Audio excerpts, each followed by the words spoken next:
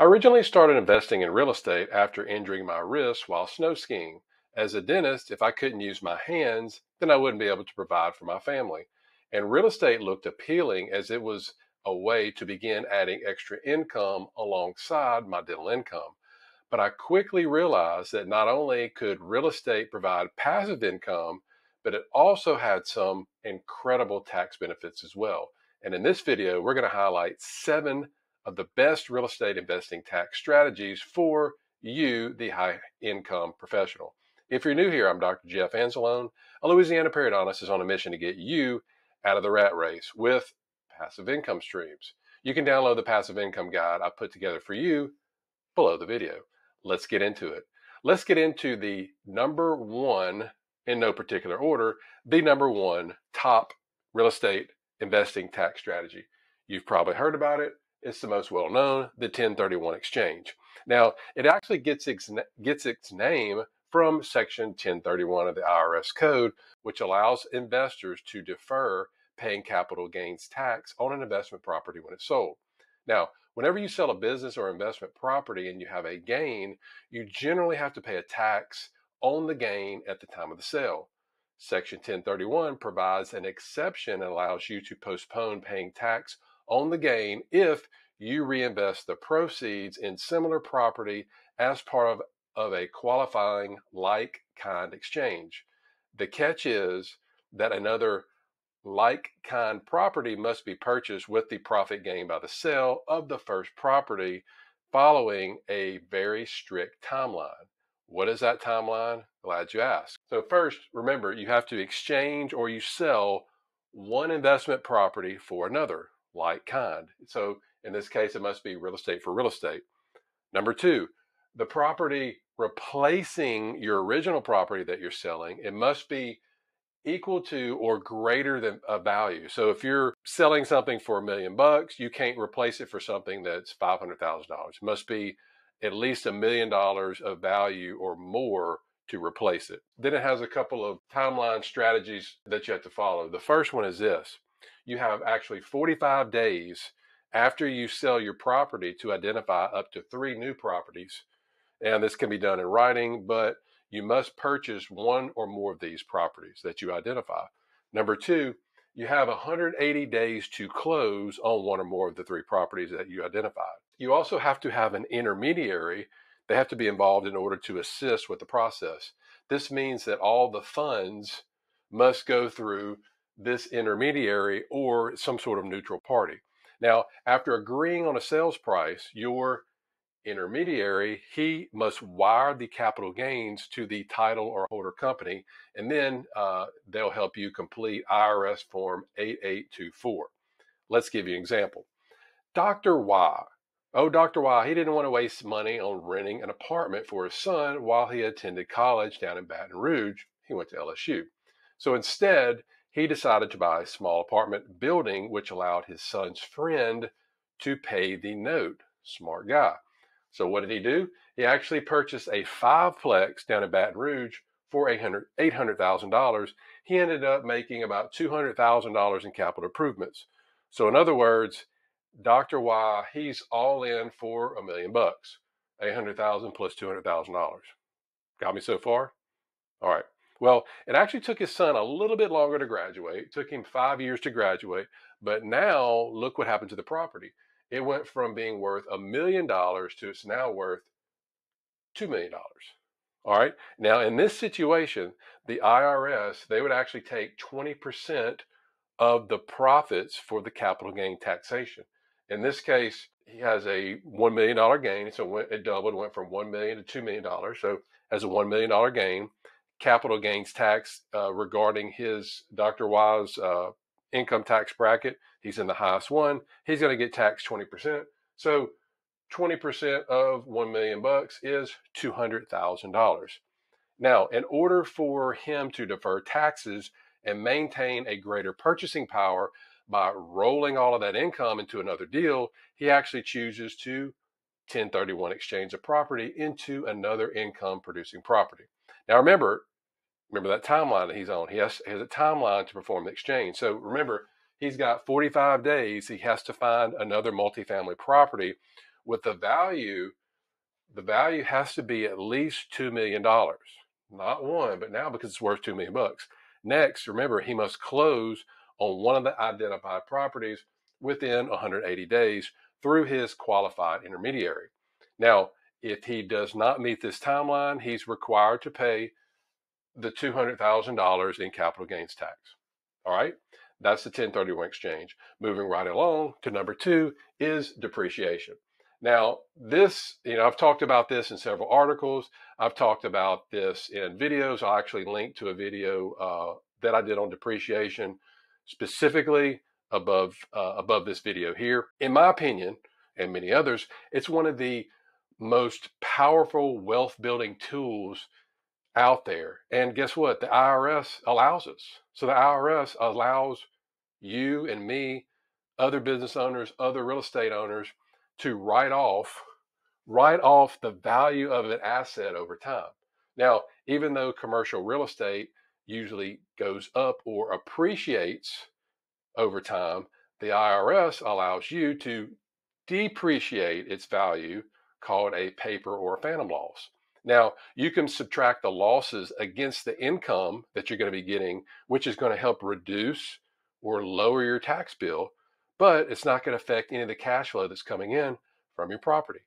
Each asset that's used in business actually has, the IRS says, it has what's called a useful life, of which its cost must be depreciated over. Okay, residential real estate property has a 27.5 year useful life. Commercial property, 39 years. All right, let's break this down into the 3 types.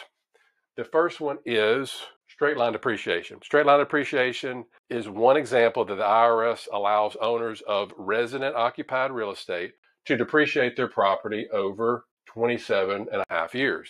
Now, an example would be a property with an improvement value excluding the land, because the land cannot be depreciated. So it has a value of 2.75 million. If you were to take 2.75 million, divide it by the 27.5 years, which is straight line depreciation, then this scenario would yield $100,000 in depreciation that you could take each year over the next 27 and a half years. Next is something called accelerated depreciation. There's good news for you if you don't want to wait the 27 and a half years to benefit. So if you hire an engineering firm, they'll come out and they'll do what's called a cost segregation study. And then you're able to front load or accelerate the depreciation process. So they segregate out the different costs of the building, window treatments, whether it's the flooring, countertops, lighting fixtures, that sort of thing. And items can be depreciated, again, over a shorter time period, schedules of 5, 7, and 15 years, instead of waiting 27 and a half years. This is great because most of us passive investors that are investing in syndications, we're investing in deals around the 5 to 7, sometimes 10-year mark. So in essence, we're able to take advantage of the accelerated depreciation during this whole time. And the last type of depreciation is called bonus depreciation. Now, this is a form of accelerated depreciation that allows you to take the benefit in year 1 instead of waiting 5, 7, or 15 years. How cool is that? Now, the Tax Cuts and Jobs Act in 2017 was passed that stated if property was or is purchased after September 27th, 2017 and before January 1st, 2023, you get to take a first year 100% benefit. Now, unfortunately, you may or may not know this benefit starts to get phased out by 20% each year through 2027. So 2023 it goes from 100 to 80%, 2024 from 80 to 60, then 40, 20, then it actually phases out at 2027. Now, there's actually 2 critical points to remember regarding depreciation. Point number 1, the IRS mandates that you take it. Now, many real estate investors, they don't want to take a depreciation. Sometimes they don't want to take a depreciation deduction because of the depreciation recapture tax that's imposed once the property is sold. So the IRS implemented this to recapture the taxes that would have been paid over the years without the benefit of claiming depreciation. Typically, this tax is going to be lower than you would have paid if depending on what tax bracket you're in. Point number two is it tracks deterioration. So depreciation is actually meant to track a property's deterioration over time. You're given a tax deduction each year because you paid up front for the property. Now, this is one of the few thank you gifts from the IRS for providing housing to others. And that concludes depreciation. Moving right along to business tax deductions. Now, if you're either an active investor or you claim real estate professional status, then you're going to be able to deduct certain business expenses associated with the operation of your property. Even though the IRS allows investors to write off several expenses, not everything can be written off. The expenses must be both ordinary and necessary. Ordinary and necessary to be written off. According to the IRS, an ordinary expense is one that is common and accepted in your trade or business. That's ordinary. A necessary expense is one that is helpful and appropriate for your trade or business. My good friends over at therealestatecpa.com state that deductible business expenses, they must meet the following tests. First test, the expense is ordinary and necessary. So a watchdog at your property may be necessary, but probably not ordinary. So again, the expense is ordinary and necessary. Second, the expense is current. So if you're paying for something, let's say for advertising, you got a tenant that moves out, you're paying for advertising, that's current. Okay. So the expense, in order to be written off, it's got to be current rather than the expense being like a long-term benefit, like a new roof. All right. The expense is directly related to your real estate activity. Now, if you want to deduct travel expenses while on vacation, then you must be able to provide proof that it's actually related to your real estate business. So if let's say you're on the beach in Destin or something, and you want to write off some expenses, well, then you have to show that you're looking for maybe some property to buy, maybe some short-term rentals to Airbnb, something like that, in order for them to be considered to be written off. And the amount of the expense, it must be reasonable. So when you go on a vacation or you're traveling, you pay $400 or $500 for a meal, you're there by yourself. Is that reasonable? Probably not. Now, some of the expenses that can be deducted, which are tied to the operation, management, and maintenance of your property, could be property taxes. They can be deducted, advertising, business equipment, property insurance, mortgage interest, management fees, and the cost to maintain and repair the buildings. The goal is to have these deductions actually lessen your taxable income, which ultimately lowers your tax burden. Let's give you an example. So let's assume that you own a rental property, all right? And let's say it's a single family home, and the tenant is paying you $2,000 a month or $24,000 a year. Now, if you go through a year and you figure out that you've got $7,000 in deductible expenses, then what this means is the taxable income from your real estate business is now $17,000. So you can actually deduct $7,000 from the rental income. So now you're taxed on that. That's how it lowers it. All right. Number 4 is the 20% pass-through deduction. Again, another benefit of the Tax Cuts and Jobs Act was that it created this pass-through business income deduction. This allows eligible self-employed and small business owners to deduct up to 20% of their qualified business income, or QBI, on their taxes. As of this current year, business owners that are sole proprietors, have LLCs, S Corps with taxable income less than about $170,000, around $340,000 if married filing jointly, they'll be able to deduct 20% of their QBI. So for example, if you have a business, okay, and your business has a net operating income of $100,000 and you have W-2 wages of $100,000, then you're going to be able to deduct $20,000 from your net operating income. So take the $100,000, you multiply it by 20%, so you're able to deduct $20,000. Again, if I haven't said this before, as a disclaimer, I'm not a CPA, so make sure anything that we're discussing today you check with yours. And if you don't have one, check with one that is very savvy in the real estate space to help you get the best bang for your buck. All right, moving right along. Number 5 is the capital gains advantage. Now, if you made money investing, whether in the market, real estate, or trading any type of asset, there's good news and there's bad news. Good news is you made money. The bad news is you made money, which means the IRS is going to want a cut of what your gain is. All right. Now, if you've made money on an investment in a taxable account, then you've earned a capital gain, which means you'll have to pay capital gains tax on it. Basically, this is a tax levied on the profits realized when an investor sells their assets for more than the original purchase price. Your total income and how long you've held those assets determines how much you pay as whether it will be considered either short or long-term capital gains tax. Now, you've probably heard this before. Here's a brief review. You actually realize a short-term capital gain when you profit from selling an asset that you've held it for less than a year. Even though you may be in a situation where you don't have a choice to sell, you'll need to be aware that doing so could have a negative effect on your taxes. That's because the gain, the short-term gain, it actually gets counted as your ordinary income. If you're in the 37%, you're in the highest tax bracket, that's how you're going to get taxed on this particular gain.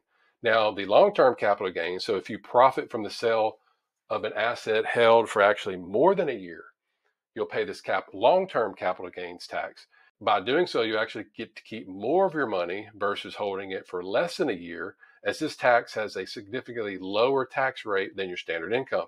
Now, depending on what tax bracket you're in, how much you make, you may not have to pay any tax at all, because the capital gains tax rates as of the time of this video are 0, 15, and 20%, again, depending on your income. All right, moving on to number 6 is investing with a self-directed IRA. More than likely, you're familiar with investing in the market, like with stocks, bonds, mutual funds, with IRAs, Roth IRAs, etc. These actually allow individuals to invest in a tax-deferred way. Occasionally, people want other options to invest besides the stock market, yet they don't know what else to do. But in situations like this, you're actually able to use a self-directed IRA account to do so. And this particular account is in which the investor, get to oversee making all the investment decisions instead of your financial advisor. It's your money, right? You should be able to do what you want with it. Now, the main difference between a self-directed IRA, a Roth IRA, traditional IRA, is that it provides the investor with greater opportunity to diversify your assets outside the traditional stocks, bonds, mutual funds. So, for example, funds in a self-directed account, you can use those to invest in real estate, undeveloped or raw land, tax lien certificates, gold, silver, or other precious metals, water, mineral rights. There's other things as well. What you may not know is that you can actually set up your own self-directed IRA and use it to invest in real estate tax-free. Now, first, you're going to need a trustee custodian to administer the account for you. This would be a bank or some other entity approved by the IRS. What I'm going to do for you is I'm going to link the favorite company that I like to work with below the video. Check them out. These particular people, this custodian, they're the ones that are responsible for record keeping and IRS reporting requirements. So you don't have to handle any of that. When this new account is set up, it'll have a new name and an account number.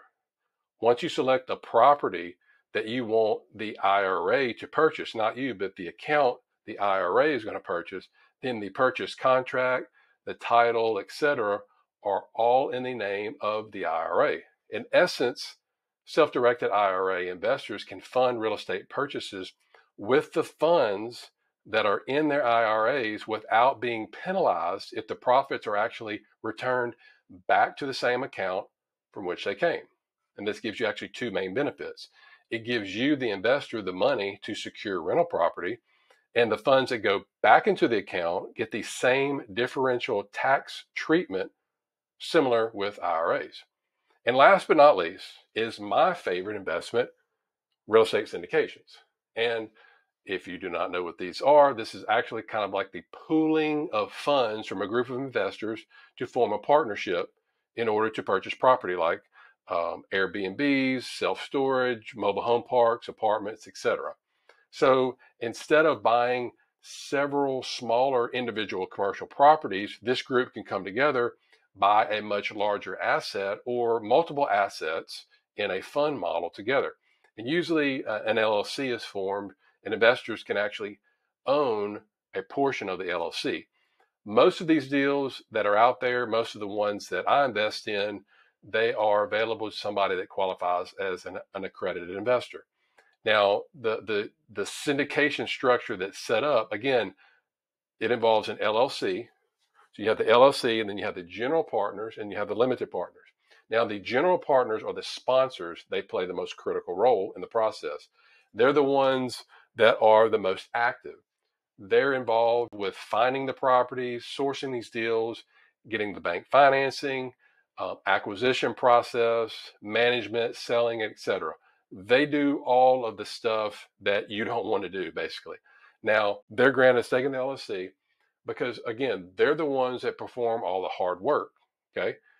And they're going to be responsible for all the operations during the time that the property is held. You and me, or the limited partners or the passive investors, we're the ones that mainly just provide the capital along with the bank financing for the deal.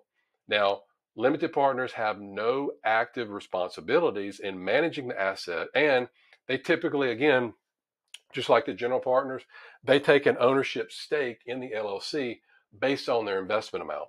Investing in a syndication as an LP can be a key tax reduction strategy, along with a way to develop additional passive income streams. Tax losses that you're going to get, they'll be claimed.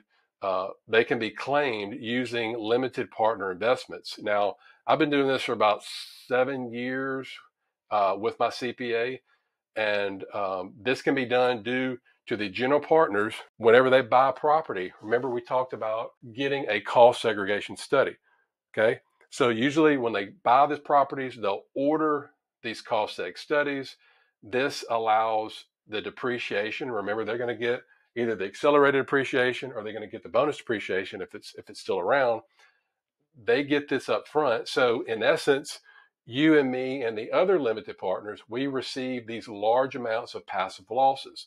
Passive losses will help to offset the passive income that is spun off from these syndications. Typically, this will be in the form of a quarterly distribution. So for instance, if you invest, let's say you invest $100,000 in a syndication, and let's say it's paying an 8% preferred return. So for every $100,000 that you invest in, it's going to give you $8,000 a year paid off in a quarterly distribution.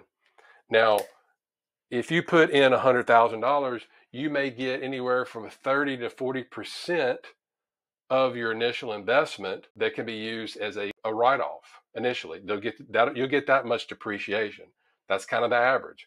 So you may get, for a $100,000 investment, you may get anywhere from $30,000 to $40,000 in depreciation losses, in these large passive losses. So if you've got, let's say you have $30,000 and you're getting $8,000, well, guess what? Now you'll have more left over, so that depreciation will help offset your passive income, and then it'll be carried forward whatever you don't use. So if you have, let's say you have $38,000 to make math easy, you have $38,000 in depreciation, it will help offset this. So now $38,000 minus 8, that will give you $30,000 of additional depreciation carried forward. So the next year, you'll get another $8,000. Guess what? It's just going to keep offsetting, deferring the passive income that you get. Again, I can't stress enough the importance of having a good CPA on your team with thorough real estate knowledge to assist you if you do decide to invest in real estate. If you need a good one, reach out to me. Leave a comment below the video and I will send you a link to a really good group that we work with. Highly recommend them. Very, very knowledgeable in the real estate space. Now, Speaking of syndications, if you want to learn more about them, what I want you to do is check out the video over here where I'm going to go in much more detail and break it down for you with an example. I'll see you over here.